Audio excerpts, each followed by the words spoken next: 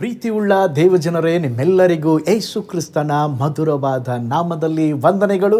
ತಂದೆಯಾದ ದೇವರಿಂದಲೂ ನಮ್ಮ ಕರ್ತನಾದ ಯೇಸು ಕ್ರಿಸ್ತನಿಂದಲೂ ನಿಮಗೆ ಕೃಪೆಯೂ ಶಾಂತಿಯೂ ಆಗಲಿ. ಈ ಫೆಬ್ರವರಿ ತಿಂಗಳ ಮೊದಲ ದಿನದಲ್ಲಿ ದೇವರು ನಮ್ಮನ್ನು ಕರೆತಂದಿದ್ದಾರೆ. ಈ ಹೊಸ ತಿಂಗಳ ಮೊದಲ ದಿನಕ್ಕಾಗಿ ನಾವು ದೇವರನ್ನು ಸ್ತುತಿಸಬೇಕು. ಅದು ಮಾತ್ರವಲ್ಲ, ಈ ಹೊಸ ತಿಂಗಳಲ್ಲಿ ನಿಮ್ಮ ಜೀವಿತದಲ್ಲಿ ದೇವರು ಹೊಸ ಕಾರ್ಯಗಳನ್ನು ಮಾಡಲಿಕ್ಕಿದ್ದಾರೆ. ನಿಮಗೋಸ್ಕರವಾಗಿ, ನಿಮ್ಮ ಕುಟುಂಬಕ್ಕೋಸ್ಕರವಾಗಿ ನಾನು ಪ್ರಾರ್ಥಿಸುತ್ತಾ ಇದ್ದೇನೆ. ಈ ತಿಂಗಳಲ್ಲಿ ಕೂಡ ಅನೇಕ ಅತ್ಯದ್ಭುತವಾದ ಸಂಗತಿಗಳನ್ನು ಕರ್ತನು ನಿಮ್ಮ ಕುಟುಂಬದಲ್ಲಿ ಮಾಡಲಿಕ್ಕಿದ್ದಾರೆ. ಈ ಸೇವೆಗಾಗಿ ನೀವು ಸಹ ಪ್ರಾರ್ಥಿಸುತ್ತಾ ಇದ್ದೀರಾ. ನಿಮ್ಮ ಅಮೂಲ್ಯವಾದ ಕಾಣಿಕೆಗಳನ್ನು ಬಿತ್ತುತ್ತಾ ಇದ್ದೀರಾ. ಅದು ನಮ್ಮನ್ನು ಬಲಪಡಿಸುತ್ತಾ ಇದೆ. ನಿಶ್ಚಯವಾಗಿ ಪರಲೋಕದ ದೇವರು ನಿಮ್ಮ ಜೀವಿತದಲ್ಲಿ ಇನ್ನೂ ಹೇರಳವಾದ ಆಶೀರ್ವಾದಗಳನ್ನು ತರಲಿ ಎಂಬುದಾಗಿ ನಾನು ಪ್ರಾರ್ಥಿಸುತ್ತಾ ಇದ್ದೇನೆ. ಇಂದು ಸಂಜೆ 7 ಗಂಟೆಗೆ ಆಶೀರ್ವಾದ ಕೂಟ ಬೆಂಗಳೂರಿನ ಕೋರಮಂಗಲದಲ್ಲಿ ನಡೆಯುವಂಥದ್ದಾಗಿದೆ. ಅದ್ಭುತವಾದ ವಾಗ್ದಾನದ ಸಂದೇಶ, ಆತ್ಮಭರಿತವಾದ ಒಂದು ಆರಾಧನೆ, ಪ್ರಾರ್ಥನೆ ಇರುತ್ತದೆ. ಎಲ್ಲದಕ್ಕಿಂತ ಹೆಚ್ಚಾಗಿ ಬರುವಂಥ ಪ್ರತಿಯೊಂದು ಕುಟುಂಬಗಳಿಗಾಗಿ, ಬರುವ ಪ್ರತಿಯೊಂದು ವೈಯಕ್ತಿಕವಾಗಿ ಬರುವ ದೇವ ಮಕ್ಕಳಿಗೋಸ್ಕರವಾಗಿ ಪ್ರಾರ್ಥಿಸಲಾಗುವುದು. ನೀವು ಬೆಂಗಳೂರು ಪಟ್ಟಣದಲ್ಲಿರುವುದಾದರೆ ಈ ಆಶೀರ್ವಾದ ಕೂಟದಲ್ಲಿ ಭಾಗಿಯಾಗ್ರಿ. ಕರ್ತನು ನಿಮ್ಮನ್ನು, ನಿಮ್ಮ ಕುಟುಂಬವನ್ನು ಆಶೀರ್ವಾದ ಮಾಡಲಿ. ಪ್ರತಿ ತಿಂಗಳು ನಮ್ಮನ್ನು ಧೈರ್ಯಪಡಿಸಲು, ಬಲಪಡಿಸಲು, ಆಶೀರ್ವದಿಸಲು ದೇವರು ನಮಗೆ ವಾಗ್ದಾನವನ್ನು ಕೊಟ್ಟು, ಆ ವಾಗ್ದಾನದ ಮೂಲಕ ಆ ತಿಂಗಳೆಲ್ಲ ಅದ್ಭುತವಾಗಿ ನಮ್ಮನ್ನು ನಡೆಸುತ್ತಿದ್ದಾರೆ. ಈ ದಿನ ಕೂಡ ದೇವರು ಒಂದು ಅದ್ಭುತವಾದಂಥ ವಾಗ್ದಾನವನ್ನು ಇಟ್ಟಿದ್ದಾರೆ. ಈ ಫೆಬ್ರವರಿ ತಿಂಗಳಲ್ಲಿ ದೇವರು ಕೊಟ್ಟಂಥ ಒಂದು ವಾಗ್ದಾನದ ವಚನ ಯಾಕೋಬನ ಪತ್ರಿಕೆ 4ನೇ ಅಧ್ಯಾಯ 7ನೇ ವಚನ. ಸೈತಾನನನ್ನು ಎದುರಿಸಿರಿ, ಅವನು ನಿಮ್ಮನ್ನು ಬಿಟ್ಟು ಓಡಿ ಹೋಗುವನು. ಈ ತಿಂಗಳಲ್ಲಿ ದೇವರು ನಮಗೆ ಹೇಳುತ್ತಿದ್ದಾರೆ, ನೀನು ಓಡಬೇಡ, ಶತ್ರುವನ್ನು ಓಡಿಸು. ನೀನು ಓಡಬೇಡ, ಶತ್ರುವನ್ನು ಓಡಿಸು. ಸೈತಾನನನ್ನು ಎದುರಿಸುವಾಗ ಅವನು ಬಿಟ್ಟು ಓಡಿ ಹೋಗುವನು. ನಮ್ಮ ವೈಯಕ್ತಿಕವಾದ ಜೀವನದಲ್ಲಿ, ಕುಟುಂಬದಲ್ಲಿ, ಕೆಲಸದಲ್ಲಿ, ವ್ಯಾಪಾರದಲ್ಲಿ ನಡೆಯುವ ಕೆಲವು ಸಂಭವಗಳನ್ನು ನೋಡುವಾಗ ಏನು ನಡೆಯುತ್ತಾ ಇದೆ, ಯಾಕೆ ಹೀಗೆ ಆಗುತ್ತಾ ಇದೆ ಎಂಬುದಾಗಿ ಕೆಲವು ಸಾರಿ ನಮಗೆ ಗೊತ್ತಾಗುವುದಿಲ್ಲ. ಕೆಲವು ಸಾರಿ ನಾವು ದೇವರಿಗೆ ಕೇಳ್ತೇವೆ, ದೇವರೇ ಯಾಕೆ ನನ್ನ ಜೀವಿತದಲ್ಲಿ, ನನ್ನ ಸುತ್ತಲೂ ಇಂಥ ಕಾರ್ಯಗಳು ನಡೆಯುತ್ತಾ ಇದೆ? ಎಷ್ಟೋ ಹೋರಾಟ ಸ್ವಾಮಿ, ಸಮಸ್ಯೆಗಳು ಬಹಳವಾಗಿದೆ, ಇಕ್ಕಟ್ಟುಗಳಿದೆ. ಈ ರೀತಿಯ ಸಮಸ್ಯೆ ಯಾಕೆ ನನ್ನ ಮನೆಯಲ್ಲಿ ನಡೆಯುತ್ತಿದೆ? ನನ್ನ ಕೆಲಸದಲ್ಲಿ ಸಮಸ್ಯೆ ಇದೆ, ನನ್ನ ಬಿಸ್ನೆಸ್ನಲ್ಲಿ ಸಮಸ್ಯೆ ಇದೆ, ನನ್ನ ವೈಯಕ್ತಿಕವಾದ ಜೀವಿತದಲ್ಲಿ ಸಹ ಅನೇಕ ಸಮಸ್ಯೆಗಳಿದೆ. ಇದಕ್ಕೆ ಕಾರಣ ಏನು ಎಂಬುದಾಗಿ ನಾವು ಅನೇಕ ಸಾರಿ ಯೋಚಿಸುತ್ತೇವೆ. ಯಾಕೆ ಇಂಥ ಕಾರ್ಯಗಳು ನನ್ನ ಜೀವಿತದಲ್ಲಿ ಸಂಭವಿಸುತ್ತಾ ಇದೆ? ದೇವರು ಪ್ರೀತಿ ಸ್ವರೂಪನಾಗಿದ್ದಾರೆ. ಯಾಕೆ ಇವುಗಳನ್ನು ದೇವರು ನನ್ನ ಜೀವಿತದಲ್ಲಿ ಅನುಮತಿಸುತ್ತಿದ್ದಾರೆ? ನನ್ನ ಸುತ್ತಲೂ ಎಲ್ಲ ಇಂಥ ಕಾರ್ಯಗಳೇ ನಡೆಯುತ್ತಿದೆ ಎಂಬ ಪ್ರಶ್ನೆಗಳು ಉದ್ಭವಿಸಬಹುದು. ಬಹಳ ಹೋರಾಟ, ಬಹಳ ಸಮಸ್ಯೆ, ಬಹಳ ಇಕ್ಕಟ್ಟು. ಯಾಕೆ ಈ ರೀತಿ ಸಮಸ್ಯೆ ನನ್ನ ಮನೆಯಲ್ಲಿ ನಡೆಯುತ್ತಿದೆ, ನನ್ನ ಕೆಲಸದಲ್ಲಿ ನಡೆಯುತ್ತಿದೆ, ನನ್ನ ವ್ಯಾಪಾರದಲ್ಲಿ ನಡೆಯುತ್ತಿದೆ ಎಂಬುದಾಗಿ ಯೋಚಿಸುತ್ತಾ ಇದ್ದೀರಾ? ನಮ್ಮನ್ನು ಆಲೋಚಿಸಲು ಬಿಡದೆ, ಕರ್ತನನ್ನು ನೋಡಲು ಬಿಡದೆ, ನಮ್ಮ ಆಲೋಚನೆಗಳನ್ನು ಬೇರೆಡೆಗೆ ತಿರುಗಿಸುವಂಥ ಒಬ್ಬ ದುಷ್ಟನು ಇದ್ದಾನೆ.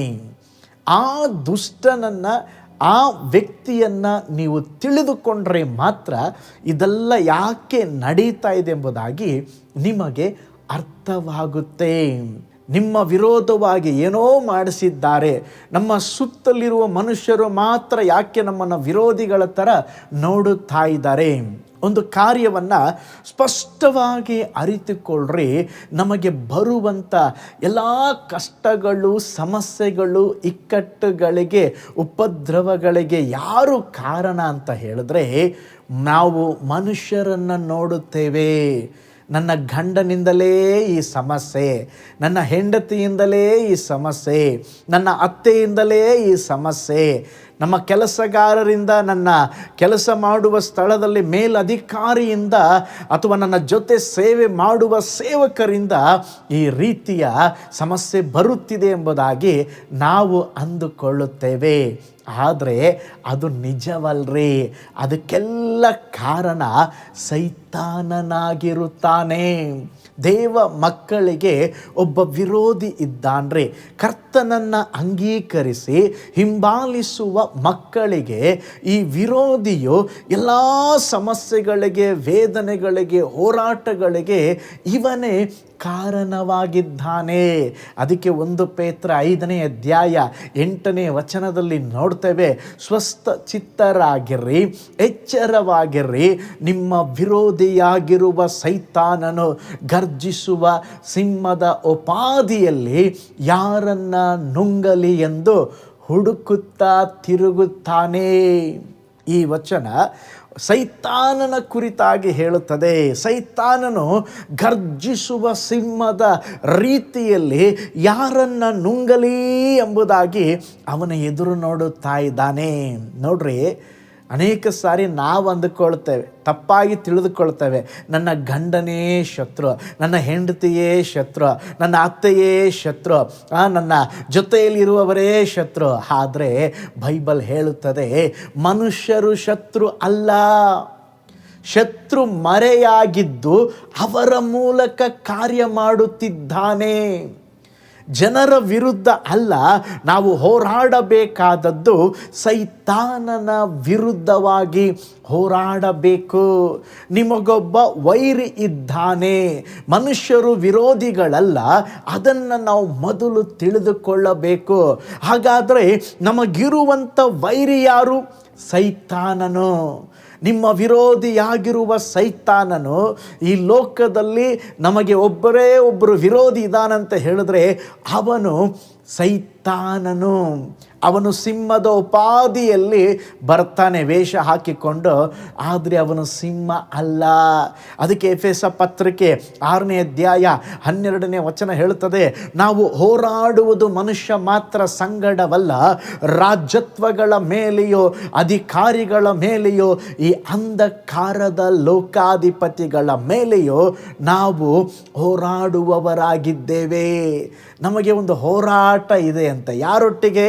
ಆಕಾಶ ಮಂಡಳದ ದುರಾತ್ಮ ಸೈನ್ಯಗಳ ಮೇಲೆ, ಓ ಸ್ತೋತ್ರ, ಲೋಕಾಧಿಪತಿಗಳ ಮೇಲೆ ನಮಗೆ ಹೋರಾಟ ಉಂಟು. ಕ್ರೈಸ್ತ ಜೀವಿತ ಅನ್ನುವಂಥದ್ದು ಉಪದ್ರವ, ಹೋರಾಟಗಳು ಇರುವಂಥದ್ದು. ಆದರೆ ದೇವರು ಹೇಳುತ್ತಾರೆ, ನೀನು ಸೈತಾನನನ್ನು ಎದುರಿಸಿ ನಿಲ್ಲು, ಅವನು ನಿನ್ನನ್ನು ಬಿಟ್ಟು ಓಡಿ ಹೋಗುತ್ತಾನೆ. ನೀನು ಸೈತಾನನ ಎದುರು ನಿಂತರೆ ಸಾಕು, ಅವನು ಓಡಿ ಹೋಗುತ್ತಾನೆ. ಇಂದು ನಿಮ್ಮ ಮನೆಯಲ್ಲಿ ಸಮಸ್ಯೆಗಳಿರಬಹುದು, ವ್ಯಾಪಾರದಲ್ಲಿ ಸಮಸ್ಯೆಗಳಿರಬಹುದು, ಸೇವೆಯಲ್ಲಿ ಸಮಸ್ಯೆಗಳಿರಬಹುದು, ನಿಮ್ಮ ವೈಯಕ್ತಿಕವಾದ ಜೀವಿತದಲ್ಲಿ ಅನೇಕ ಹೋರಾಟಗಳು ಬರ್ತಾನೇ ಇರಬಹುದು. ಯಾರು ಹೋರಾಟವನ್ನು ತರ್ತಾ ಇರೋದು? ಸೈತಾನನು. ಅವನ ವಿರೋಧವಾಗಿ ನಾವು ಹೋರಾಡಬೇಕು, ಅವನನ್ನು ಎದುರಿಸಿ ನಿಲ್ಲಬೇಕು. ಈ ಒಂದು ಆತ್ಮೀಕ ಹೋರಾಟದಲ್ಲಿ ದೇವರು ನಮಗೆ ಜಯವನ್ನು ಕೊಡುತ್ತಾರೆ. ಸೈತಾನನು ತಂತ್ರಶಾಲಿರಿ. ಅವನು ನಮ್ಮನ್ನು ಮಾರ್ಗ ತಪ್ಪಿಸಿ ಏನು ಮಾಡ್ತಾನೆ ಗೊತ್ತಾ?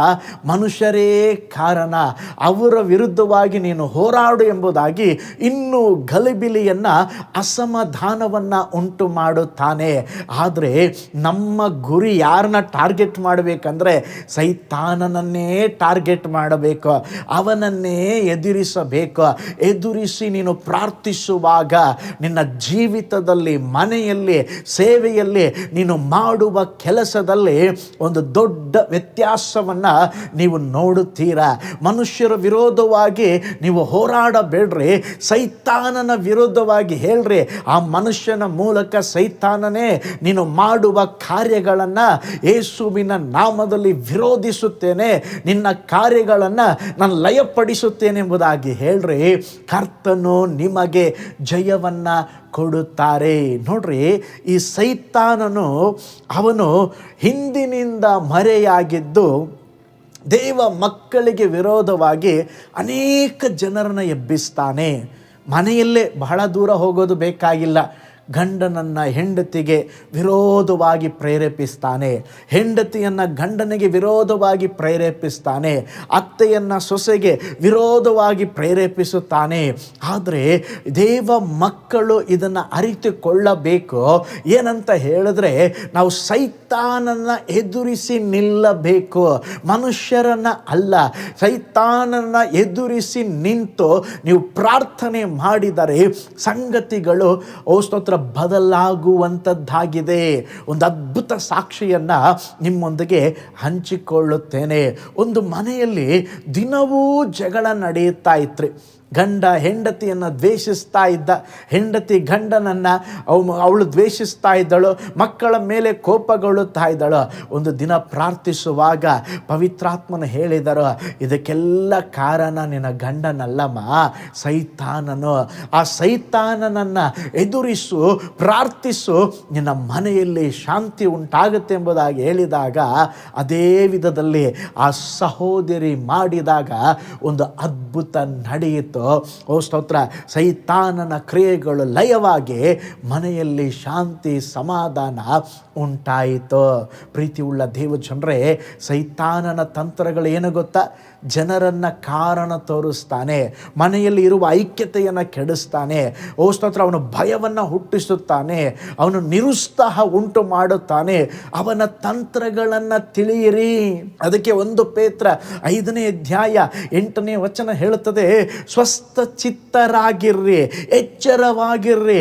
ನಿಮಗೆ ವಿರೋಧಿಯಾಗಿರುವ ಸೈತಾನನು ಗರ್ಜಿಸುವ ಸಿಂಹದ ಉಪಾದಿಯಲ್ಲಿ ಯಾರನ್ನ ನುಂಗಲಿ ಎಂದು ಹುಡುಕುತ್ತಾ ತಿರುಗುತ್ತಾನೆ. ನೋಡ್ರಿ, ಸೈತಾನನು ಗರ್ಜಿಸುವ ಸಿಂಹದಂತೆ ಬರ್ತಾನೆ, ಆದರೆ ಅವನು ನಿಜ ಸಿಂಹ ಅಲ್ಲ ರೀ, ವೇಷ ಹಾಕಿಕೊಂಡು ಬಂದ ಸಿಂಹ. ಸೈತಾನನ ಅವನೇನು ಮಾಡ್ತಾನೆ? ಗರ್ಜಿಸ್ತಾನೆ, ಆದರೆ ಅವನೊಳಗೆ ಶಕ್ತಿ ಇಲ್ಲ ರೀ. ಅವನು ಭಯ ಹುಟ್ಟಿಸುವುದೇ ಅವನ ತಂತ್ರ. ಗರ್ಜಿಸಿದ್ರೆ ಏನಾಗುತ್ತೆ? ಪ್ರಾಣಿಗಳೆಲ್ಲ ಹೆದರಿ ಓಡಿ ಹೋಗುತ್ತೆ. ಆವಾಗ ಆ ಸಿಂಹ ಏನು ಮಾಡುತ್ತೆ ರೀ? ಅಟ್ಯಾಕ್ ಮಾಡುತ್ತೆ. ಅದೇ ಥರ ಸೈತಾನನು ಮೊದಲು ಭಯಪಡಿಸುತ್ತಾನೆ. ಅವನ ಗರ್ಜನೆ ದೊಡ್ಡದಾಗಿರುತ್ತೆ, ಆದರೆ ಅವನ ಶಕ್ತಿ ಶೂನ್ಯವಾದದ್ದು. ಸೈತಾನನು ಸಿಂಹದ ಹಾಗೆ ನಟಿಸುತ್ತಾನೆ, ಆದರೆ ನಿಜವಾದ ಸಿಂಹ ಯಾರು ಗೊತ್ತಾ? ನಾನು ನೀನು ಆರಾಧಿಸುವ ಯೇಸು ಸ್ವಾಮಿಯವರು. ಪ್ರಕಟಣೆ 5ನೇ ಅಧ್ಯಾಯ 5ನೇ ವಚನ ನೋಡ್ರಿ, ನಮ್ಮ ದೇವರು ಯೂದ ಕುಲದ ಸಿಂಹವಾಗಿದ್ದಾರೆ. ಸೈತಾನನು ಅವನು ನಕಲು ಸಿಂಹ, ಯೇಸು ಸ್ವಾಮಿಯೇ ನಿಜವಾದ ಸಿಂಹ. ಭಯಪಡಿಸಲು ಸೈತಾನನು ಗರ್ಜಿಸ್ತಾನೆ. ಅವನನ್ನು ನಾವು ಎದುರಿಸಿದರೆ ದುಷ್ಟ ಸೈತಾನನು ಓಡಿ ಹೋಗುತ್ತಾನೆ. ಯಾಕೋಬನ ಪತ್ರಕ್ಕೆ 4ನೇ ಅಧ್ಯಾಯ 7ನೇ ವಚನ ಆಲ್ರೆಡಿ ಓದಿಕೊಂಡಿದ್ದೇವೆ. ನಾವು ಯಾರನ್ನ ಗದರಿಸಬೇಕು? ಸೈತಾನನನ್ನು ಗದರಿಸಬೇಕು, ಅವನನ್ನು ಎದುರಿಸಬೇಕು. ನೋಡ್ರಿ, ನೀವು ಎಲ್ಲಾದರೂ ಒಂದು ಬೀದಿಯಲ್ಲಿ ನಡೆದುಕೊಂಡು ಹೋಗುವಾಗ ನಾಯಿಗಳು ಏನು ಮಾಡ್ತಾ ಇರ್ತದೆ? ಕೂಗುತ್ತಾ ಇರ್ತದೆ, ಗರ್ಜಿಸ್ತಾ ಇರ್ತದೆ. ಅದು ಹಾಗೇ ಕೂಗುವಾಗ ನೀವು ಸುಮ್ಮನೆ ಹೋದರೆ ಇನ್ನೂ ಜಾಸ್ತಿ ಬೊಗಳ್ತಾ ಇರ್ತಾರೆ. ಆದರೆ ಹಿಂತಿರುಗಿ ಅದನ್ನು ನೋಡಿ ಹಂಗೇ ಒಂದು ಹೆಜ್ಜೆ ಅದರ ಮುಂದೆ ಇಡ್ರೆ ಅದು ಏನು ಮಾಡುತ್ತಂತ ಹೇಳಿದ್ರೆ ಕಾಲು ಕಿತ್ಕೊಂಡು ಓಡಿ ಹೋಗಿಬಿಡುತ್ತದೆ. ಸೈತಾನನು ಹಂಗೇರಿ, ಅವನು ನಿಮ್ಮನ್ನು ಗರ್ಜಿಸ್ತಾ ಇರ್ತಾನೆ, ಭಯ ಹುಟ್ಟಿಸ್ತಾ ಇರ್ತಾನೆ. ನೀವೇನು ಮಾಡಬೇಕು, ಒಂದು ಹೆಜ್ಜೆ ಸ್ತೋತ್ರ ಮುಂದೆ ಇಟ್ಟು ಅವನನ್ನು ನೋಡಿ, ಯೇಸುವಿನ ನಾಮದಲ್ಲಿ ದುಷ್ಟ ಸೈತಾನನೇ ನಿನ್ನ ಕಾರ್ಯಗಳನ್ನು ಲಯ ಮಾಡ್ತಾನೆ, ಬಿಟ್ಟು ಹೋಗಂತ ಹೇಳಿದ್ರೆ ಸಾಕು, ಅವನು ಓಡಿ ಹೋಗಿ ಬಿಡುತ್ತಾನೆ. ಹಾಗಾದರೆ ಸೈತಾನನನ್ನು ಎದುರಿಸುವುದು ಹೇಗೆ? 1 ಪೇತ್ರ 5ನೇ ಅಧ್ಯಾಯ 9ನೇ ವಚನ ಹೇಳುತ್ತದೆ, ನಾವು ನಂಬಿಕೆಯಲ್ಲಿ ದೃಢವಾಗಿದ್ದು ಸೈತಾನನನ್ನು ಎದುರಿಸಬೇಕಂತೆ. ನಂಬಿಕೆಯಲ್ಲಿ ದೃಢವಾಗಿದ್ದು ಅವನನ್ನು ಎದುರಿಸಿರಿ ಎಂಬುದಾಗಿ ವಚನ ಹೇಳುತ್ತದೆ. ನಂಬಿಕೆಯಲ್ಲಿ ದೃಢವಾಗಿದ್ದರೆ ಮಾತ್ರ ಸೈತಾನನನ್ನು ಜಯಿಸಬಹುದು. ನಾನು ಹೇಗೆ ಸೈತಾನನೊಟ್ಟಿಗೆ ಯುದ್ಧ ಮಾಡುವುದೆಂಬುದಾಗಿ ಅಂದುಕೊಳ್ಳುತ್ತೇವೆ. ನನಗಾಗಿ ಸೇವಕರು ಪ್ರಾರ್ಥಿಸ್ತಾರೆ, ಅವರು ಬಹಳ ಪ್ರಾರ್ಥನೆಯಲ್ಲಿ ಅವರು ಬಲವಾಗಿದ್ದಾರೆ, ಆದುದರಿಂದ ನಾನು ಇನ್ನೂ ಅಷ್ಟು ಬಲವಾಗಿಲ್ಲ. ಆದರೆ ಒಂದು ಸತ್ಯ ಗೊತ್ತಾ, ಸ್ತೋತ್ರ, ಯೇಸುವಿನ ರಕ್ತದಿಂದ ಸ್ತೋತ್ರ ತೊಳೆಯಲ್ಪಟ್ಟು ರಕ್ಷಿಸಲ್ಪಟ್ಟು ಅಭಿಷೇಕಿಸಲ್ಪಟ್ಟಂಥ ಪ್ರತಿಯೊಬ್ಬ ದೈವ ಮಕ್ಕಳು, ಯೇಸುವನ್ನು ನಂಬಿದ ಪ್ರತಿಯೊಬ್ಬ ದೇವ ಮಕ್ಕಳು ಸೈತಾನನ ಎದುರಿಸಿ ಪ್ರಾರ್ಥನೆ ಮಾಡಿದ್ರೆ ಅವನು ನಿಜವಾಗ್ಲೂ ಓಡೋಗ್ತಾನೆ ರೀ. ಕೇವಲ ಪಾಸ್ಟರ್ ಮಾತ್ರ ಅಲ್ಲ, ಕೇವಲ ಸಭಾಪಾಲಕರು ಮಾತ್ರವಲ್ಲ, ನಿಮಗೂ ಸಹ ದೇವರು ಅಧಿಕಾರವನ್ನು ಕೊಟ್ಟಿದ್ದಾರೆ. ನೀವು ಗದರಿಸಬೇಕು, ಎದುರಿಸಬೇಕು, ಆವಾಗಲೇ ನಿಮಗೆ ಜಯ. ಅದಕ್ಕೆ ಬೈಬಲ್ ಹೇಳ್ತದೆ, ನನ್ನ ಜನರು ಜ್ಞಾನವಿಲ್ಲದೆ ನಾಶವಾಗುತ್ತಾ ಇದ್ದಾರೆ. ಯಾಕೆ ಗೊತ್ತಾ? ಅವರಿಗೆ ಸರಿಯಾದ ಸತ್ಯಾಂಶ ಗೊತ್ತಿಲ್ಲ. ಸೈತಾನನನ್ನು ವಿರೋಧಿಸಲು, ಸೈತಾನನನ್ನು ಎದುರಿಸಲು ನಾವು ಬೇರೆ ಇನ್ನೊಬ್ಬರನ್ನು ಕರಿಬೇಕಾದ ಅವಶ್ಯಕತೆ ಇಲ್ಲ. ನಿನಗೆ ದೇವರು ಅಧಿಕಾರ ಕೊಟ್ಟಿದ್ದಾರೆ, ನಿನಗೆ ದೇವರು ಆ ಬಲವನ್ನು ಕೊಟ್ಟಿದ್ದಾರೆ. ನೀವೇನು ಮಾಡಬೇಕಂತ ಹೇಳಿದ್ರೆ, ಬಾಯಿ ತೆರೆದು ಆ ನಂಬಿಕೆಯ ಅಧಿಕಾರವನ್ನು ಹಿಡಿದುಕೊಂಡು ನೀವು ಗದರಿಸಬೇಕು. ನೀವು ಸೈತಾನಿಗೆ ಭಯಪಡಬೇಕಾದ ಅವಶ್ಯಕತೆ ಇಲ್ಲರಿ. ನಂಬಿಕೆಯಲ್ಲಿ ದೃಢವಾಗಿದ್ದು ಸೈತಾನನನ್ನು ಎದುರಿಸಿದರೆ ಅವನು ಓಡಿ ಹೋಗುತ್ತಾನೆ. ಬಾಯಿ ತೆರೆದು ಹೇಳಬೇಕು, ಸೈತಾನನೇ, ನನ್ನ ಮೇಲೆ ನಿನಗೆ ಅಧಿಕಾರವಿಲ್ಲ, ನನ್ನ ಕುಟುಂಬದ ಮೇಲೆ ಅಧಿಕಾರವಿಲ್ಲ, ನನ್ನ ಮಕ್ಕಳ ಮೇಲೆ ನಿನಗೆ ಅಧಿಕಾರವಿಲ್ಲ. ಸಮಾಧಾನವನ್ನು ಕೆಡಿಸುವ, ಮನಸ್ಸನ್ನು ಗಲಿಬಿಲಿ ಉಂಟು ಮಾಡುವ ದುರಾತ್ಮವೇ, ಯೇಸುವಿನ ನಾಮದಲ್ಲಿ ಬಿಟ್ಟು ಹೋಗು ಅಂತ ಹೇಳ್ರಿ, ಅವನ ಕಾಲು ಕಿತ್ಕೊಂಡು ಗಂಟು ಮೂಟೆ ಕಟ್ಕೊಂಡು ಓಡಿ ಹೋಗಿಬಿಡ್ತಾರೆ. ಇವತ್ತು ನಮ್ಮ ಸೇವೆಗೆ ವಿರೋಧವಾಗಿ ಕಾರ್ಯ ಮಾಡುವಂಥ ಸೈತಾನನೇ ನಿನ್ನ ಕಾರ್ಯಗಳನ್ನು ಎದುರಿಸ್ತೇನಂತ ಹೇಳ್ರಿ, ಅವನು ಓಡಿ ಹೋಗುತ್ತಾನೆ. ದೇವ ಮಕ್ಕಳು, ದೇವ ಸೇವಕರು ನಂಬಿಕೆಯಲ್ಲಿ ದೃಢವಾಗಿದ್ದು ನಾವು ಸೈತಾನನನ್ನು ಎದುರಿಸಬೇಕು. ಸೈತಾನನು ಓಡಿ ಹೋಗುತ್ತಾನೆ. ಆದರೆ ಸೈತಾನನ್ನು ಎದುರಿಸುವಾಗ ನಾವು ತಿಳಿಯಬೇಕಾದ ಕೆಲವೊಂದು ಸತ್ಯಾಂಶಗಳಿದ್ದಾರೆ. ಮೊದಲನೇದಾಗಿ ನೀನು ತಿಳಿಯಬೇಕಾದ ಸತ್ಯ ಏನಂತ ಹೇಳಿದ್ರೆ, ನನ್ನೊಳಗಿರುವ ಯೇಸು ದೊಡ್ಡವರು. ಮೊದಲು ನೀನು ತಿಳಿಯಬೇಕಾದದ್ದು, ಸೈತಾನ ದೊಡ್ಡವನಲ್ಲ. ಯಾರು ದೊಡ್ಡವರು? ಯೇಸು ದೊಡ್ಡವರು. ಯೇಸು ದೊಡ್ಡವರೇ. 1 ಯೋಹಾನ 4ನೇ ಅಧ್ಯಾಯ 4ನೇ ವಚನ ಹೇಳುತ್ತದೆ, ಲೋಕದಲ್ಲಿರುವವನಿಗಿಂತ ನಿಮ್ಮಲ್ಲಿರುವಾತನು ಹೆಚ್ಚಿನವನು. ಲೋಕದಲ್ಲಿ ಇರೋರು ಯಾರು? ಸೈತಾನ್ರಿ. ನಮ್ಮೊಳಗಡೆ ಇರುವವರು ಯಾರು? ಯೇಸು ಸ್ವಾಮಿ. ಯಾರು ದೊಡ್ಡವರು? ಸೈತಾನನಲ್ಲ, ನನ್ನೊಳಗಿರುವಂಥ ಯೇಸು ಕ್ರಿಸ್ತನು ದೊಡ್ಡವರು. ಮೊದಲು ನೀವು ಇದನ್ನು ಅರ್ಥ ಮಾಡಿಕೊಳ್ಳ್ರಿ. ಸೈತಾನನು ಗರ್ಜಿಸುವ ಸಿಂಹದಂತೆ ಕಾಣಲು ಪ್ರಯತ್ನಿಸುತ್ತಾನೆ, ಆದರೆ ಅವನು ಸಿಂಹವಲ್ಲ, ಕೇವಲ ವೇಷ ಧರಿಸಿಕೊಂಡು ಬರುತ್ತಾನೆ. ಅವನು ತಲೆ ಎತ್ತಲಿಕ್ಕೆ ಪ್ರಯತ್ನಿಸುತ್ತಾನೆ. ಆದರೆ ನಾವು ಮರೆಯಬಾರ್ದು, ಯೇಸು ಸ್ವಾಮಿ 2000 ವರ್ಷಗಳಿಂದನೇ ಅವನ ತಲೆ ಏನು ಮಾಡಿಬಿಟ್ಟಿದ್ದಾರೆ? ಚಚ್ಚಿ ಹಾಕ್ಬಿಟ್ಟಿದ್ದಾರೆ. ಹಾವು ತಲೆ ಚಚ್ಚಿ ಹಾಕಿದ್ರೆ ಅದು ಸತ್ತೋಗ್ಬಿಟ್ಟಿರ್ತದೆ. ಅದು ಸತ್ತೋದ್ರೂ ಬಾಲ ಮಾತ್ರ ಅಳ್ಳಾಡ್ತಾ ಇರ್ತಾರೆ. ಆ ಬಾಲ ಅಳ್ಳಾಡುವುದನ್ನು ನೋಡಿ ನೀನು ಭಯಪಡಬಾರ್ದು. ಏಕೆಂದರೆ ಶಿಲುಬೆಯಲ್ಲಿ ಯೇಸು ಸ್ವಾಮಿ ಜಯ ಹೊಂದಿದರು, ಸೈತಾನನನ್ನು ಜಯಿಸಿದರು. ಈಗ ಆ ಅಧಿಕಾರವನ್ನು, ಬಲವನ್ನು ದೇವರು ನಮಗೆ ಕೊಟ್ಟಿದ್ದಾರೆ. ಯೇಸು ಸ್ವಾಮಿಯವರನ್ನ ನಂಬಿದಂಥ ನಾವುಗಳು, ಏಸಪ್ಪನ ಮಕ್ಕಳಾಗಿರುವಂಥ ನಾವುಗಳು, ಓ ಸ್ತೋತ್ರ, ನಾವು ಒಂದು ತಿಳಿದುಕೊಳ್ಳಬೇಕು, ನನ್ನ ದೇವರು ದೊಡ್ಡವರು, ಸೈತಾನನು ದೊಡ್ಡವನಲ್ಲ.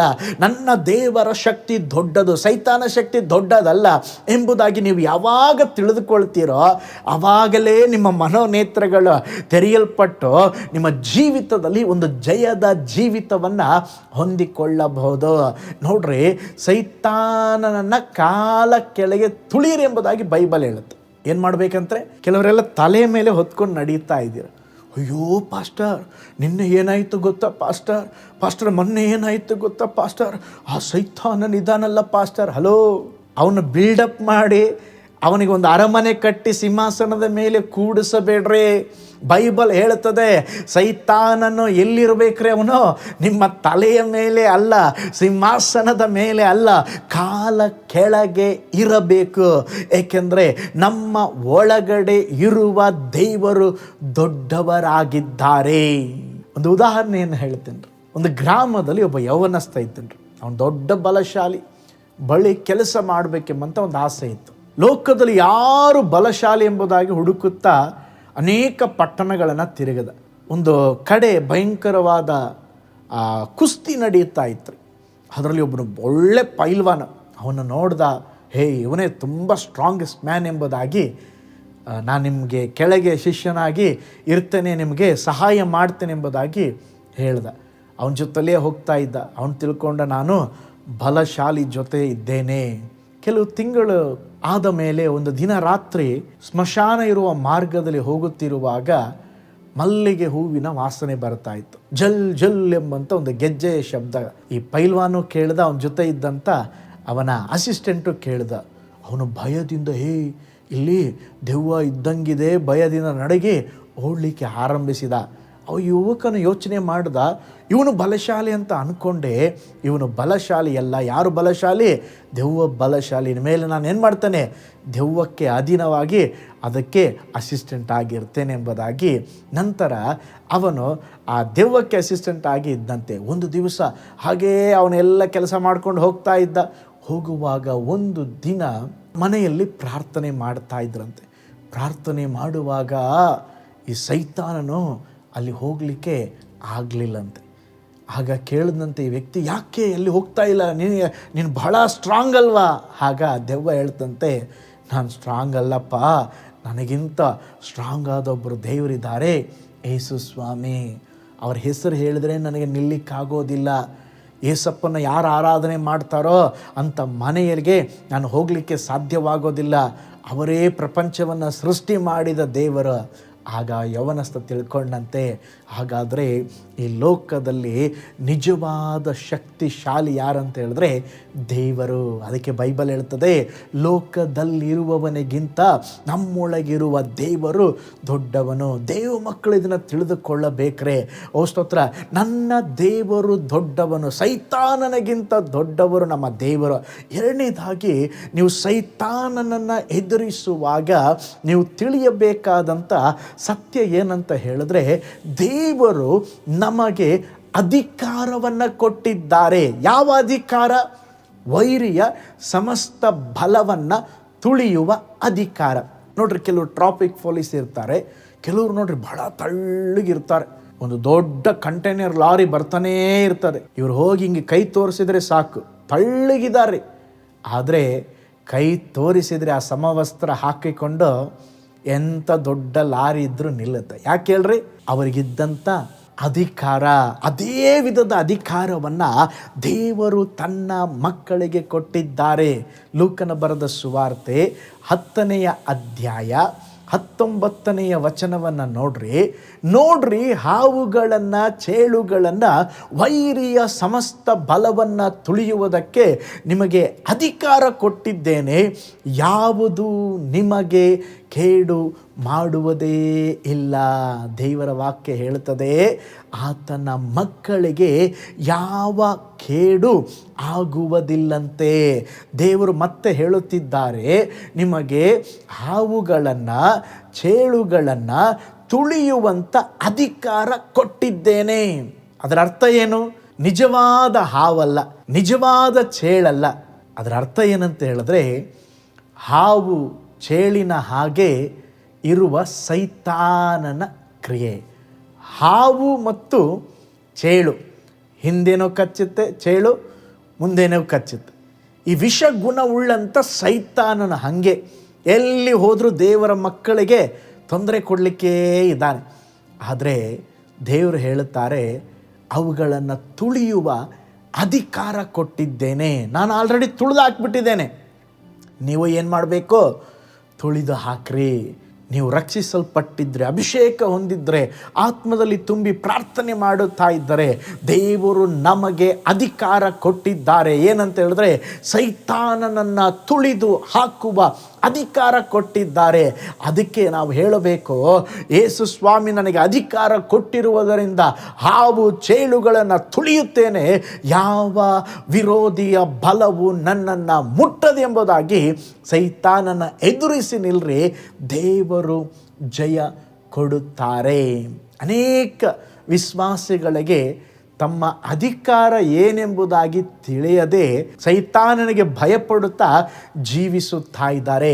ದೇವರು ನಿಮಗೆ ಅಧಿಕಾರ ಕೊಟ್ಟಿದ್ದಾರೆ.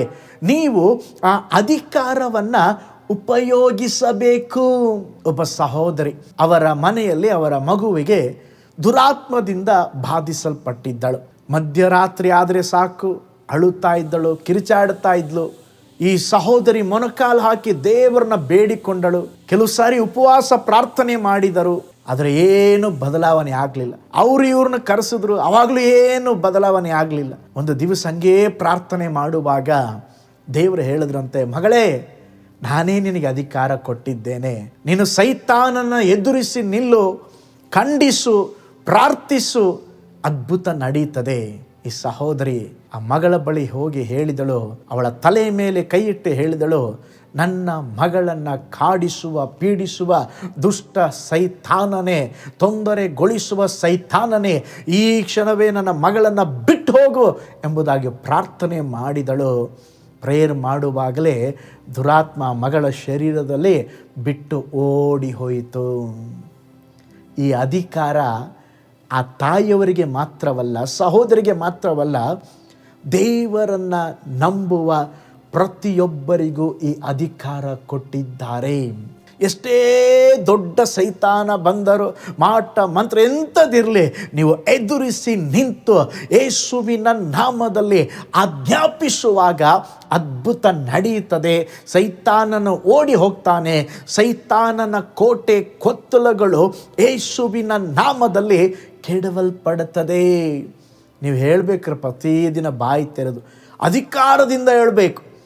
ಒಬ್ಬ ಬೈಬಲ್ ಕಾಲೇಜಲ್ಲಿ ಇದ್ದು ಪ್ರಾರ್ಥನೆ ಮಾಡ್ತಾ ಇದ್ದಂತೆ, ಸೈತಾನ ಪ್ಲೀಸ್ ನನ್ನ ಬಿಟ್ಟೋಗಪ್ಪ, ನನಗೆ ಯಾಕಪ್ಪ ಕಷ್ಟ ಕೊಡ್ತೀಯ, ಪ್ಲೀಸ್ ಸೈತಾನ, ನನಗೆ ಎಷ್ಟು ವಿನಯದಿಂದ ಕೇಳ್ಕೊಳ್ತಾ ಇದ್ದಾನೆ, ನೀನು ಹೋಗಪ್ಪ ಅಂತ ಕೇಳ್ತಾ ಇದ್ದಂತೆ. ಹಿಂಗೆ ಕೇಳಿದ್ರೆ ಸೈತಾನ ಹೋಗ್ತಾನೇನ್ರಿ? ಹಿಂಗೆ ಕೇಳಿದ್ರೆ ಹೋಗೋದಿಲ್ಲ. ಅವನು ನಿಮ್ಮ ತಲೆ ಮೇಲೆ ಮೊಟ್ಟೆ ಇಟ್ಟು ಮನೆ ಕಟ್ಟಿ ಜೀವನ ನಡೆಸಿಬಿಡ್ತಾನೆ. ಆದರೆ ನಮ್ಮ ಜೀವಿತದಲ್ಲಿ ಅವನನ್ನು ಎದುರಿಸಬೇಕು. ಹೇ ಸೈತಾನನೇ, ದುಷ್ಟ ಶಕ್ತಿಯೇ, ಯೇಸುವಿನ ನಾಮದಲ್ಲಿ ನಿನ್ನನ್ನು ವಿರೋಧಿಸ್ತೇನೆ ಎಂಬುದಾಗಿ ಹೇಳಬೇಕು. ಸೈತಾನನಿಗೆ ಹೇಳ್ರಿ, ನನ್ನ ಕುಟುಂಬದ ಮೇಲೆ ನಿನಗೆ ಅಧಿಕಾರ ಇಲ್ಲ, ನನ್ನ ಮಕ್ಕಳ ಮೇಲೆ ನಿನಗೆ ಅಧಿಕಾರವಿಲ್ಲ, ನನ್ನ ಗಂಡನ ಮೇಲೆ ನಿನಗೆ ಅಧಿಕಾರವಿಲ್ಲ, ನನ್ನ ಹೆಂಡತಿಯ ಮೇಲೆ ನಿನಗೆ ಅಧಿಕಾರವಿಲ್ಲ.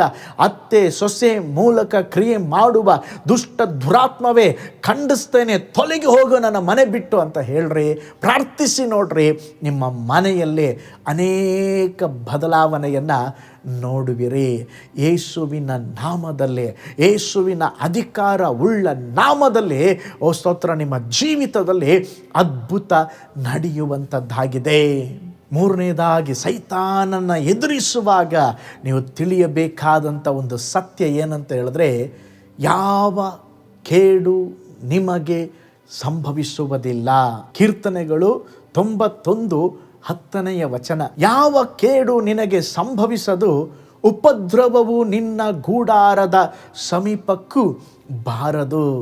ಈ ಮಾತು ದೇವರ ಮಾತು.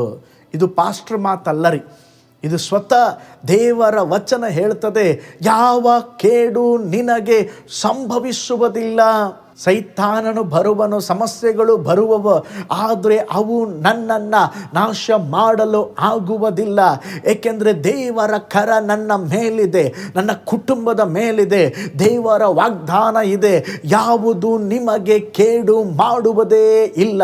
ಯೇಸು ನನ್ನ ಜೊತೆ ಇರುವಾಗ ಯಾವ ಕೇಡು ನನಗೆ ಸಂಭವಿಸುವುದಿಲ್ಲ.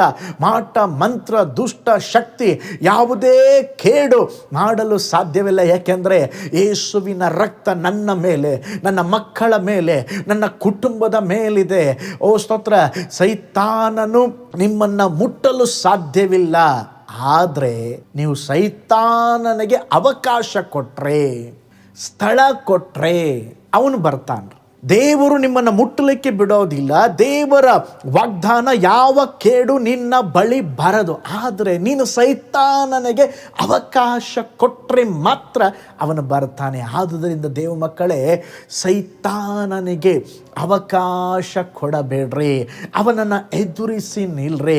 ಯಾವ ಕೇಡು ನಿಮಗೆ ಆಗದು. ಒಂದೊಂದು ದಿವಸ ಹೇಳ್ರೆ, ನಾನು ನನ್ನ ಮನೆಯವರು, ನನ್ನ ಮಕ್ಕಳು, ನನ್ನ ಕುಟುಂಬದ ಮೇಲೆ, ನನ್ನ ವ್ಯಾಪಾರದ ಮೇಲೆ, ನನ್ನ ಕೆಲಸದ ಮೇಲೆ ದೇವರ ಕರ ಇದೆ. ಓ ಸ್ತೋತ್ರ. ನಾನು ಯೇಸುವಿನ ರಕ್ತದಿಂದ ತೊಳೆಯಲ್ಪಟ್ಟಿದ್ದೇನೆ, ಯಾವ ಕೇಡು ನನಗೆ ಉಂಟಾಗುವುದಿಲ್ಲ ಎಂಬುದಾಗಿ ಹೇಳ್ರಿ. ನಿಶ್ಚಯವಾಗಿ ದೇವರು ನಿಮ್ಮ ಜೀವಿತದಲ್ಲಿ ಜಯದ ಮೇಲೆ ಜಯವನ್ನು ಕೊಡುವರು. ಪ್ರೀತಿಯುಳ್ಳ ದೇವಜನರೇ, ನಿಮ್ಮ ಸಮಸ್ಯೆಯನ್ನು ನೋಡುತ್ತಾ ನಿಂತಿದ್ದೀರಾ? ಸಮಸ್ಯೆ ಹಿಂದೆ ಇರುವಂಥ ವ್ಯಕ್ತಿಯನ್ನು ನೋಡ್ರಿ. ಮರೆಯಾಗಿದ್ದು ಕಾರ್ಯ ಮಾಡುವ ಸೈತಾನನ ವಿರೋಧವಾಗಿ ನಿಲ್ರಿ. ಮನುಷ್ಯರೊಟ್ಟಿಗೆ ಯುದ್ಧ ಮಾಡಬೇಡ್ರಿ. ಮನುಷ್ಯರು ನಮಗೆ ವಿರೋಧಿ ಅಲ್ಲ. ಸೈತಾನನನ್ನು ವಿರೋಧಿಸಿ ಎದುರಿಸಿ ನಿಲ್ರಿ. ಅವನು ಬಿಟ್ಟು ಓಡಿ ಹೋಗುತ್ತಾನೆ. ಸಂಗತಿಗಳು ಎಲ್ಲವೂ ಒಳ್ಳೆಯದಾಗೆ ನಡೆಯುತ್ತದೆ.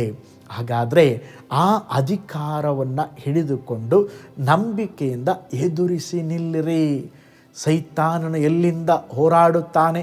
ಮಕ್ಕಳ ಮೂಲಕ ಹೋರಾಡಬಹುದು, ಗಂಡನ ಮೂಲಕ ಹೋರಾಡಬಹುದು, ಹೆಂಡತಿಯ ಮೂಲಕವಾಗಿ ಹೋರಾಡಬಹುದು. ಆದರೆ ಏನು ಮಾಡಬೇಕು ನಾವು? ಅವ್ರನ್ನ ನೋಡಬಾರ್ದು, ಅವರ ಹಿಂದೆ ಕ್ರಿಯೆ ಮಾಡುವ. ಕೆಲವು ಸಾರಿ ನೋಡ್ರಿ, ಪಕ್ಕದ ಮನೆಯವರು, ಮುಂದಿನ ಮನೆಯವರು, ಗ್ರಾಮದಿಂದ, ಸ್ವಂತದವರ ಮೂಲಕ ಎಲ್ಲೆಲ್ಲಿಂದೋ ಬರ್ತಾ ಇರ್ತೀವಿ. ಇದೆಲ್ಲಿಂದ ಬಂತು ನೋಡಲಿಕ್ಕಾಗೋದಿಲ್ಲ. ಆದರೆ ಸೈತಾನನು ಆ ಸಮಾಧಾನ ಹಾಳು ಮಾಡಲಿಕ್ಕೆ, ಸೈತಾನನು ನಿನ್ನ ಜೀವಿತವನ್ನು ನಷ್ಟಪಡಿಸಲಿಕ್ಕೆ ಅವರನ್ನು ಉಪಯೋಗಿಸುತ್ತಾ ಇರ್ತಾನೆ. ಆದರೆ ಇವತ್ತು ಹೇಳ್ರೆ, ಓ ಸ್ತೋತ್ರ, ದುಷ್ಟ ಸೈತಾನನೇ, ನಿನ್ನ ಆಲೋಚನೆಯನ್ನು ತಿಳ್ಕೊಂಡಿದ್ದೇನೆ, ನಿನ್ನ ಎಲ್ಲ ತಂತ್ರಗಳನ್ನು ಇವತ್ತು ತಿಳಿದಿದ್ದೇನೆ. ಇನ್ನು ಮೇಲೆ ನನ್ನ ಮೇಲೆ ಅಧಿಕಾರವಿಲ್ಲ, ನಿನ್ನೆಲ್ಲ ತಂತ್ರಗಳನ್ನು ನಾನು ಮುರಿದಾಕ್ತೇನೆ ಎಂಬುದಾಗಿ ಇವತ್ತೇ ಸೈತಾನನನ್ನು ಎದುರಿಸ್ರಿ. ನಾನು ಹೇಳಿದೆ, ನೀವು 3 ಕಾರ್ಯವನ್ನು ತಿಳ್ಕೊಬೇಕ್ರಿ. 1, ಲೋಕದಲ್ಲಿ ಇರುವವನಿಗಿಂತ ನನ್ನೊಳಗಿರುವ ದೇವರು ದೊಡ್ಡವರು. 2, ದೇವರು ನನಗೆ ಅಧಿಕಾರ ಕೊಟ್ಟಿದ್ದಾರೆ, ಆ ಅಧಿಕಾರವನ್ನು ಉಪಯೋಗಿಸ್ತೇನೆ. 3, ನನಗೆ ಯಾವ ಕೇಡು ಸಂಭವಿಸುವುದಿಲ್ಲ, ಮಾಟ ಮಂತ್ರ ನನ್ನನ್ನು ತಾಕುವುದಿಲ್ಲ, ನನ್ನ ವಿರುದ್ಧ ರೂಪಿಸಿದ ಆಯುಧಗಳು ಯಾವುದು ಸಫಲವಾಗುವುದೇ ಇಲ್ಲ. ಏಕೆಂದರೆ ನನ್ನ ಮೇಲೆ, ನನ್ನ ಕುಟುಂಬದ ಮೇಲೆ ಯೇಸುವಿನ ರಕ್ತ ಇದೆ. ಈ ಸಮಯದಲ್ಲಿ ಹೇಳ್ರಿ, ಯೇಸುವೇ, ನನ್ನನ್ನು ಪರಿಶುದ್ಧಗೊಳಿಸ್ರಪ್ಪ, ನಿನ್ನ ಶಕ್ತಿಯಿಂದ, ಪವಿತ್ರಾತ್ಮನಿಂದ ನನ್ನನ್ನು ತುಂಬಿಸ್ರಿ ಸ್ವಾಮಿ. ನಾನು ಸೈತಾನನ ಎದುರಿಸಿ ನಿಲ್ಲಬೇಕಪ್ಪ. ನನ್ನ ಕುಟುಂಬದ ವಿರೋಧವಾಗಿ ಎಷ್ಟೋ ಹೋರಾಟಗಳಿದೆ, ಅವೆಲ್ಲವುಗಳನ್ನು ನಾನು ಜಯಿಸಬೇಕು ಸ್ವಾಮಿ, ನನಗೆ ಕೃಪೆ ಕೊಡ್ರಿ ಎಂಬುದಾಗಿ ಹೇಳಿ ದೇವರನ್ನು ಸ್ತುತಿಸ್ರಿ. ಓ ಸ್ತೋತ್ರ. ಸ್ತುತಿಸುವಾಗಲೇ ಸೈತಾನನು ಓಡಿ ಹೋಗುತ್ತಾನೆ. ಅಧಿಕಾರದಿಂದ ಗದರಿಸ್ರಿ, ದುಷ್ಟ ಶಕ್ತಿಗಳು ಓಡಿ ಹೋಗ್ತದೆ. ಅನೇಕ ನೂತನವಾದ ಸಂಗತಿಗಳು ನಿಮ್ಮ ಮನೆಗಳಲ್ಲಿ ನಡೆಯುವುದನ್ನು ನೀವು ನೋಡಲಿಕ್ಕಿದ್ದೀರಾ. ಭಯ, ರೋಗ, ಶಾಪ, ಕಲಹ, ನಷ್ಟ ತರುವ ಎಲ್ಲ ಶಕ್ತಿಗಳು ಯೇಸುವಿನ ನಾಮದಲ್ಲಿ ನೀಗಿ ಹೋಗಲಿಕ್ಕಿದೆ. ನಿಮ್ಮ ವ್ಯಾಪಾರದಲ್ಲಿ ಒಂದು ಜಯ ಬರಲಿಕ್ಕಿದೆ. ನಿನ್ನ ಕುಟುಂಬದಲ್ಲಿ ಒಂದು ಸಮಾಧಾನ ಉಂಟಾಗಲಿಕ್ಕಿದೆ. ಮಕ್ಕಳನ್ನು ದೇವರು ನಿಯಂತ್ರಿಸಲಿಕ್ಕಿದ್ದಾರೆ. ಆತಂಕ ಹೋಗಿ ಒಂದು ಸಂತೋಷ ಬರಲಿಕ್ಕಿದೆ. ಆದುದರಿಂದ ಸ್ತೋತ್ರ. ನಾವು ಹೇಳೋಣ, ಸ್ವಾಮಿ ನಿನ್ನ ನಾಮದಲ್ಲಿ ನಾನು ನಂಬಿಕೆಯಿಂದ ನಿಂತುಕೊಂಡು ಸೈತಾನನನ್ನು ಎದುರಿಸ್ತೇನೆ ಎಂಬುದಾಗಿ ಹೇಳ್ರೆ, ನಿಶ್ಚಯವಾಗಿ ದೇವರು ಒಂದು ದೊಡ್ಡ ಅದ್ಭುತವನ್ನು ಮಾಡುತ್ತಾರೆ. ಪ್ರೀತಿಯುಳ್ಳ ದೇವಜನರೇ, ಈ ನೂತನ ತಿಂಗಳಲ್ಲಿ ನೀವು ಸೈತಾನನನ್ನು ಎದುರಿಸಿದರೆ ಅವನು ಓಡಿ ಹೋಗುತ್ತಾನೆ. ಅವನ ತಂತ್ರಗಳನ್ನು ತಿಳಿದು ದೇವರು ಕೊಟ್ಟ ಅಧಿಕಾರವುಳ್ಳ ನಾಮದಲ್ಲಿ ಮುಂದುವರಿಯರೆ ದೇವರು ನಿಮ್ಮ ಜೀವಿತದಲ್ಲಿ ಒಂದು ದೊಡ್ಡ ಅದ್ಭುತ ನಡೆಯಲಿಕ್ಕಿದೆ. ಈ ಫೆಬ್ರವರಿ ತಿಂಗಳು, ಹಲ್ಲೆಲೂಯಾ, ನೀನು ಓಡಿ ಹೋಗುವಂಥದ್ದಲ್ಲ, ನೀನು ಸೈತಾನನನ್ನು ಓಡಿಸಬೇಕು. ಓ ಸ್ತೋತ್ರ. ಈ ತಿಂಗಳು ಕತ್ತಲೆಯ ಶಕ್ತಿಯಲ್ಲಿ ಓಡಿ ಹೋಗಲಿಕ್ಕಿದೆ. ದೇವರ ಬೆಳಕು ನಿಮ್ಮನ್ನು ಆವರಿಸಲಿಕ್ಕಿದೆ. ಓ ಸ್ತೋತ್ರ. ಎಲ್ಲ ಶಾಪದ ಕಟ್ಟುಗಳು, ಸಮಸ್ಯೆಯ ಕಟ್ಟುಗಳು ನೀಗಿ ಹೋಗಲಿಕ್ಕಿದೆ. ಒಂದು ದೈವಿಕವಾದ ಆಶೀರ್ವಾದ ನನ್ನ ಕುಟುಂಬದ ಮೇಲೆ ಇಳಿದು ಬರಲಿಕ್ಕಿದೆ. ಹಲ್ಲೆಲೂಯಾ. ಈ ತಿಂಗಳು ದೇವರು ನಿನಗಾಗಿ ಒಂದು ಮಾರ್ಗವನ್ನು ತೆರೆಯಲಿಕ್ಕಿದ್ದಾರೆ. ಏನೋ ಒಂದು ಅದ್ಭುತ ನಿನ್ನ ಲೈಫಲ್ಲಿ ನಡೀಲಿಕ್ಕಿದೆ. ಹಲ್ಲೆಲೂಯಾ. ನಿನ್ನ ಕಣ್ಣೀರು ದೇವರು ನೀಗಿಸ್ತಾರೆ. ದೇವರು ನಿನ್ನ ಕಣ್ಣೀರನ್ನು ಒರೆಸುತ್ತಾರೆ. ಹಲ್ಲೆಲೂಯಾ. ನಿನ್ನ ಅವಮಾನಕ್ಕೆ ಬದಲಾಗಿ ಈ ತಿಂಗಳು ದೇವರು ಒಂದು ಸನ್ಮಾನವನ್ನು ಕೊಡಲಿಕ್ಕಿದ್ದಾರೆ. ಹಲ್ಲೆಲೂಯಾ. ಯಾವ ವಿಷಯಕ್ಕಾಗಿ ನೀನು ಕಾದಿದ್ದೀಯೋ, ಈಗೋ ದೇವರ ಅದ್ಭುತ ನಿನ್ನನ್ನು ಹುಡುಕಿಕೊಂಡು ಬರುತ್ತಾ ಇದೆ. ಒಂದು ನಿಮಿಷ ಎಲ್ಲರ ಕಣ್ಗಳನ್ನು ಮುಚ್ಚಿ ಹಲ್ಲೆಲೂಯಾ. ಈ ನೂತನ ತಿಂಗಳ ಮೊದಲ ದಿನದಲ್ಲಿ ದೇವರಿಗೆ ಸ್ತೋತ್ರ ಹೇಳ್ರಿ. ಹಲ್ಲೆಲೂಯಾ. ಸೈತಾನನನ್ನು ಎದುರಿಸರಿ, ಅವನು ಬಿಟ್ಟು ಹೋಗುವನು. ಈ ತಿಂಗಳು ಎಲ್ಲ ಸೈತಾನನ ಕ್ರಿಯೆಗಳು ಲಯವಾಗುವ ತಿಂಗಳು. ಹಲ್ಲೆಲೂಯಾ. ನನ್ನ ಜೀವಿತದಲ್ಲಿ ಇರುವ ಎಲ್ಲ ಹೋರಾಟಗಳು ನೀಗಿ ಹೋಗುವ ತಿಂಗಳು. ಓ ಸ್ತೋತ್ರ. ದೇವರು ಈ ತಿಂಗಳು ನನಗೊಂದು ಪೂರ್ಣ ಜಯವನ್ನು ಕೊಡಲಿಕ್ಕಿದ್ದಾರೆ. ಬಾಯಿ ತೆರೆದು ಹೇಳ್ರಿ, ದೇವರೇ ನಾನು ನಂಬುತ್ತೇನೆ. ಈಗಲೇ ದೇವರೇ ನಿನ್ನ ರಕ್ತದಿಂದ ನನ್ನನ್ನು, ನನ್ನ ಕುಟುಂಬವನ್ನು ತೊಳೆದು ಶುದ್ಧೀಕರಿಸಿ ದೇವರೇ, ಯೋಬನನ್ನು, ಅವನ ಕುಟುಂಬವನ್ನು ಬೇಲಿ ಹಾಕಿದ ಹಾಗೆ ನನ್ನ ಕುಟುಂಬದ ಸುತ್ತಲೂ ಸ್ವಾಮಿ ನೀವು ಬೇಲಿಯನ್ನು ಹಾಕ್ರಿ. ರಕ್ತ ಕೋಟೆಯೊಳಗೆ ಮರೆಮಾಚರಿ ಸ್ವಾಮಿ. ಓ ಸ್ತೋತ್ರ. ನನ್ನ ಕುಟುಂಬದ ಸುತ್ತಲೂ ಒಂದು ಬೆಂಕಿಯ ಗೋಡೆಗಳನ್ನು ಎಬ್ಬಿಸ್ರಿ ಸ್ವಾಮಿ. ಓ ಹಲ್ಲೆಲೂಯಾ. ದುಷ್ಟ ಯಾವ ಕಾರ್ಯವು ನನ್ನ ಹತ್ತಿರ ಬರಬಾರದು. ಹಲ್ಲೆಲೂಯಾ. Thank you Jesus. ಬಾಯಿ ತೆರೆದು ಹೇಳ್ರಿ, ದುಷ್ಟ ಸೈತಾನನೇ, ನನ್ನ ಮನೆಯ ಮೇಲೆ, ನನ್ನ ಕೆಲಸದ ಮೇಲೆ, ನನ್ನ ಮಕ್ಕಳ ಮೇಲೆ ನಿನಗೆ ಅಧಿಕಾರವಿಲ್ಲ. ಯೇಸುವಿನ ನಾಮದಲ್ಲಿ ಆಜ್ಞಾಪಿಸುತ್ತೇನೆ, ನಿನ್ನ ಎಲ್ಲ ಕ್ರಿಯೆಗಳನ್ನು ನಾನು ಲಯಪಡಿಸ್ತೇನೆ. ನನ್ನ ಜೀವಿತದಲ್ಲಿ ವಿರೋಧವಾಗಿ ಎದ್ದಿರುವ, ಏಳುತ್ತಿರುವ ಎಲ್ಲ ದುಷ್ಟಾತ್ಮನ ಕ್ರಿಯೆಗಳನ್ನು ಯೇಸುವಿನ ನಾಮದಲ್ಲಿ ನಾನು ಮುರಿದು ಹಾಕುತ್ತಾ ಇದ್ದೇನೆ. ಹೇಳ್ರಿ, ಬಾಯಿ ತೆರೆದು ನಂಬಿಕೆಯಿಂದ ಹೇಳ್ರಿ, ಸೈತಾನನೇ ಯೇಸುವಿನ ನಾಮದಲ್ಲಿ ನಿನ್ನನ್ನು ಎದುರಿಸ್ತೀನಿ ಎಂಬುದಾಗಿ ಹೇಳ್ರಿ. Hallelujah, hallelujah, hallelujah. ದೇವರ ಕೈಗಳಲ್ಲಿ ಒಪ್ಪಿಸಿಕೊಟ್ಟು ನಾವು ಪ್ರಾರ್ಥನೆ ಮಾಡಿಕೊಳ್ಳೋಣ. ಪರಲೋಕದಲ್ಲಿ ವಾಸ ಮಾಡುವ ನಮ್ಮ ತಂದೆಯಾದ ದೇವರೇ, ಈ ತಿಂಗಳು ಕೂಡ ಸ್ವಾಮಿ ಅದ್ಭುತವಾದ ನಿಮ್ಮ ವಾಗ್ದಾನವನ್ನು ನಮ್ಮ ಜೊತೆಯಲ್ಲಿ ಮಾತನಾಡಿದ್ದೀರಾ. ಈ ಸಮಯದಲ್ಲಿ ಕರ್ತನೇ, ಈ ಹೊಸ ತಿಂಗಳ ಮೊದಲ ದಿನದಲ್ಲಿ ನಿನ್ನ ಜನರನ್ನು ಆಶೀರ್ವದಿಸ್ರೆ. ಎಲ್ಲ ಸೈತಾನನ ಕ್ರಿಯೆಗಳು ಲಯವಾಗಲಿ ಸ್ವಾಮಿ. ಕತ್ತಲೆಯ ಶಕ್ತಿಗಳು ಓಡಿ ಹೋಗಲಿ ಸ್ವಾಮಿ. ನಿನ್ನ ಮಕ್ಕಳು ದೇವರೇ ಮುಂದುವರಿಯದಂತೆ, ಆಶೀರ್ವಾದ ದೇವರೇ ಹೊಂದಿಕೊಳ್ಳದ ಹಾಗೆ ಅವರನ್ನು ಕಾಡಿಸುವ, ಪೀಡಿಸುವ ಸಕಲ ದುರಾತ್ಮನ ಕ್ರಿಯೆಗಳನ್ನು ಯೇಸುವಿನ ನಾಮದಲ್ಲಿ ಮುರಿದು ಹಾಕ್ತೇನೆ ಸ್ವಾಮಿ. ತಡೆಗಳು ನೀಗಿ ಹೋಗ್ಲಪ್ಪ. ಈ ಕ್ಷಣವೇ ಸ್ವಾಮಿ ಒಂದು ದೊಡ್ಡ ಬೆಳಕು ಒಂದೊಂದು ಮನೆಯನ್ನು ಕವಿಯಲಿ ಸ್ವಾಮಿ. ದೇವರೇ, ಒಂದೊಂದು ಹೆಜ್ಜೆ ಇಡುವಾಗ ಎಲ್ಲ ಬಂಧನಗಳು ಬಿಚ್ಚಲ್ಪಡಲಿ ಸ್ವಾಮಿ. ಎಲ್ಲ ಕಟ್ಟುಗಳು ಸ್ವಾಮಿ ಒಡೆಯಲ್ಪಡಲಿ ಸ್ವಾಮಿ. ನಿನ್ನ ಮಕ್ಕಳ ಮುಂದಾಗಿ ಹೋಗಿ ಜಯದ ಮೇಲೆ ಜಯವನ್ನು ಕೊಡ್ರಿ. Hallelujah, hallelujah. ಒಂದು ಅದ್ಭುತ ನಡೆಯಲಿ ಸ್ವಾಮಿ, ಒಂದು ಅದ್ಭುತ ನಡೆಯಲಿ ಸ್ವಾಮಿ. ನೀವೇ ಬಿಡುಗಡೆಯನ್ನು ಕೊಡ್ರಿ, ನೀವೇ ಬಿಡುಗಡೆಯನ್ನು ಕೊಡ್ರಿ. ಈ ಹೊಸ ತಿಂಗಳು ಸ್ವಾಮಿ ನಿನ್ನ ಜನರಿಗೆ ಆಶೀರ್ವಾದದಾಯಕವಾಗಿರಲಿ. ಯಾವೆಲ್ಲ ವಿಷಯದಲ್ಲಿ ಕಷ್ಟಪಡುತ್ತಿದ್ದಾರೋ, ಒಂದು ಬಿಡುಗಡೆಯನ್ನು ಎದುರು ನೋಡುತ್ತಿದ್ದಾರೋ, ಒಂದು ಅದ್ಭುತ ನಡೆಯಲಿ ಸ್ವಾಮಿ. ಒಂದೊಂದು ಕಾರ್ಯದಲ್ಲಿ ಸಹ ನಿನ್ನ ನಾಮದಲ್ಲಿ ಅದ್ಭುತ ಸಂಭವಿಸಲಿ ಎಂಬುದಾಗಿ ನಾನು ಪ್ರೇಯರ್ ಮಾಡ್ತೇನೆ ಸ್ವಾಮಿ. ನೀವು ಕೊಟ್ಟ ಅಧಿಕಾರವನ್ನು ಹಿಡಿದುಕೊಳ್ಳುವಂತೆ, ವಾಗ್ದಾನವನ್ನು ನಂಬುವಂತೆ ಸ್ವಾಮಿ. ಇನ್ನು ಮುಂದೆ ಸ್ವಾಮಿ ನಾವು ಸೈತಾನನಿಗೆ ಅವಕಾಶ ಕೊಡದೆ ಅವನ ತಂತ್ರಗಳನ್ನು ತಿಳಿದು ಅವನನ್ನು ಎದುರಿಸಿ ನಿಲ್ಲುವಂಥ ನಂಬಿಕೆಯಲ್ಲಿ ದೃಢವಾಗಿ ನಿಂತು ಎದುರಿಸಲಿಕ್ಕೆ ನಮಗೆ ಸಹಾಯ ಮಾಡ್ರಪ್ಪ. ಹಾಗೆ ಮಾಡುವುದಕ್ಕಾಗಿ ಸ್ತೋತ್ರ. ಈ ತಿಂಗಳು ಎಲ್ಲರಿಗೆ ಆಶೀರ್ವಾದವಾಗಿರಲಿ.